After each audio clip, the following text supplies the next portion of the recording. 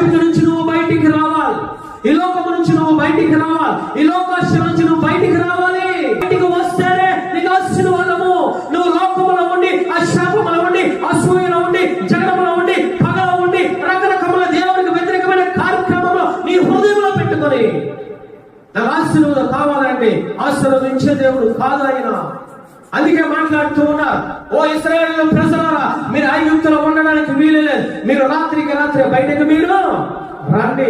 వచ్చిన తర్వాత వారికి రక్షణ అనే ఆశీర్వాదం, వచ్చిన తర్వాత పరిశుద్ధాత్ముడు మేఘ స్తంభమై ఉన్నాడు. కారణం ఏమిటో తెలుసా? నువ్వు బయటికి రావాలి, నువ్వు బయటికి రావాలి.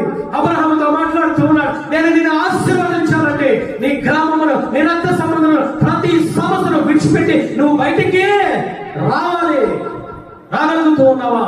వాక్యం వింటూ ఉన్నావు, ఆశీర్వాదాలు మాత్రమే కావాలి. విడిచిపెట్టుకోవాల్సిన నువ్వు విడిచిపెట్టుకో.